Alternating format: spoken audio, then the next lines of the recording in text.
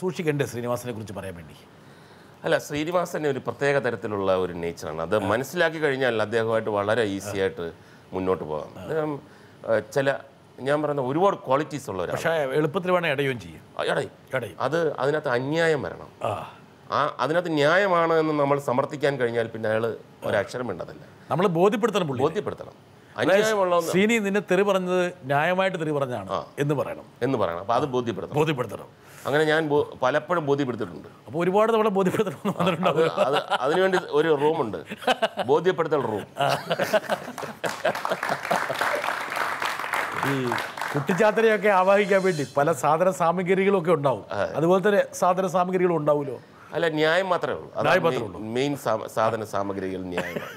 അത് നമ്മളെ ഭാഗത്താണ് തെറ്റ്. അതങ്ങനെ ചെയ്തേ പറ്റൂ.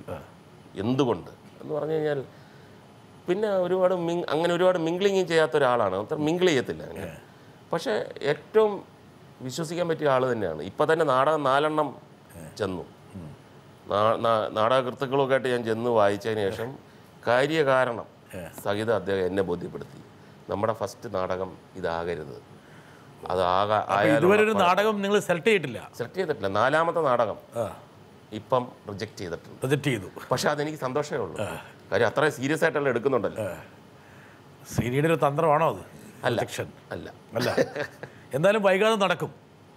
ഏത് ദിവസം വേണമെങ്കിലും നടക്കും. അമ്മയ്ക്ക് വളരെ സന്തോഷമായിരിക്കും. അതെ, അല്ലേ? അമ്മയ്ക്ക് മാത്രമല്ല, അമ്മയ്ക്ക് നാടകത്തിലുള്ള ആൾക്കാർക്കൊക്കെ ഭയങ്കര. ഇപ്പം ഛായാമുഖി ഒരുപാട് പേര് ഓപ്പോസിറ്റ് പറയും. ഛായാമുഖി ഒരു ബിഗ് ഡ്രാമയായിരുന്നു, ഒരു ബാങ് എന്ന് പറഞ്ഞു കഴിഞ്ഞാൽ നമ്മൾ ചെറിയ രീതിയിലുള്ള ഒരു നാടകമല്ലാതെ വലിയ തരത്തിൽ ഞങ്ങൾക്ക് ഒരുപാട് നിബന്ധനകളുണ്ടായിരുന്നു.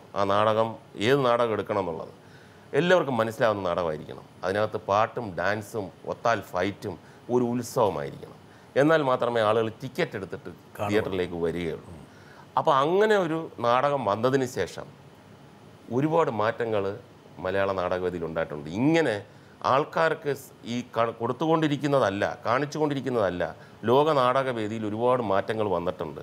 അപ്പോൾ അതിൻ്റേതായിട്ടുള്ള ഒരു വലിയ രീതിയിൽ ബിഗ് വേയിൽ പോയി കഴിഞ്ഞാൽ ആളുകൾ വരും. മറ്റ് രാജ്യങ്ങളിൽ ഇപ്പോഴും 365 ദിവസവും നാടകം കളിച്ചുകൊണ്ടിരിക്കുന്നുണ്ട്. ഫുൾ സിനിമ കളിക്കുന്നത് പോലെ തന്നെ നാടകം കളിക്കുന്നുണ്ട്. ഒരു പക്ഷേ മുകേഷിനെ പോലുള്ള ആൾക്കാർക്ക് വേണമെങ്കിൽ നഷ്ടപ്പെട്ട വസന്തകാലം വേണമെങ്കിൽ നാടകത്തിന് വേണമെങ്കിൽ വാങ്ങിക്കൊടുക്കാവുന്നുണ്ട്. എന്തൊക്കെ പറഞ്ഞാലും ഈ ഗ്ലാമറുള്ള ആൾക്കാർ ഈ രംഗത്തേക്ക് വരുമ്പോഴാണ് ജനങ്ങൾ അത് ശ്രദ്ധിക്കുന്നത്. ഇപ്പം ലാല് വന്നപ്പോഴാണ് ജനങ്ങൾക്ക്. പിന്നെ അതെ, നമ്മൾ അഭിനയിച്ച സ്റ്റേജുകളെല്ലാം തന്നെ 5000-ൽ പരം ആൾക്കാരാണ് നാടകം കാണാൻ വേണ്ടി വന്നത്. അപ്പോൾ നാടക പ്രേമികളോ നാടകത്തിനോടുള്ള സ്നേഹം അതൊന്നുമല്ല, അത് മോഹൻലാൽ തന്നെയാണ്.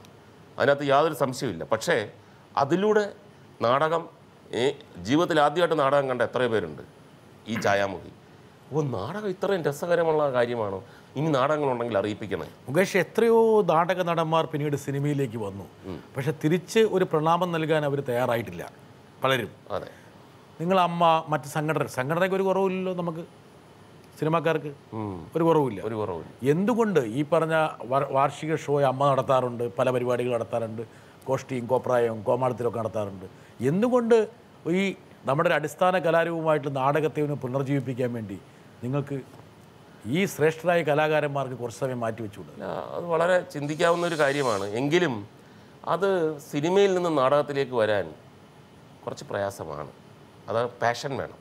നമ്മളൊന്നും എന്ത് കിട്ടും എന്നുള്ളതല്ല, എന്തുണ്ട് കൊടുക്കാൻ എന്നുള്ളതാണ്. അപ്പോൾ സിനിമയുടെ ആപ്തവാക്യം എന്ന് പറഞ്ഞാൽ എത്ര ഇങ്ങോട്ട് വരും എന്നുള്ളതാണ്. തീർച്ചയായിട്ടും അതിനകത്ത് ഒരു സാമ്പത്തികം കൂടെ ഉള്ളതും പണവും പ്രശസ്തിയും രണ്ടും ഒരേ തരത്തിൽ വരുന്ന സിനിമ മാത്രമേ ഉള്ളെന്നാണ് എനിക്ക് തോന്നുന്നത്. ആ രണ്ടിനെ പ്രാധാന്യമുള്ളൂ.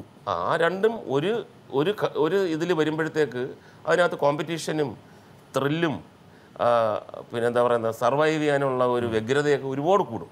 സാധാരണ ഫീൽഡിൽ നിന്ന് ഒരുപാട് കൂടും. മറ്റ് കലാകാരന്മാരിൽ നിന്ന് വ്യത്യസ്തമായിട്ട് മുകേഷിൻ്റെ ജീവിതം ഒന്ന് അപഗ്രഥിക്കുകയാണെങ്കിൽ കാണാൻ കഴിയുന്നൊരു പ്രത്യേകത, കോളേജ് ജീവിതമൊക്കെ നന്നായി തിമിർത്താടി. ഒരു യൗവന കാലഘട്ടം ഇത്രത്തോളം സന്തോഷിച്ച് ഉല്ലസിച്ച് ജീവിച്ച മറ്റൊരു കലാകാരനുണ്ടാവില്ല.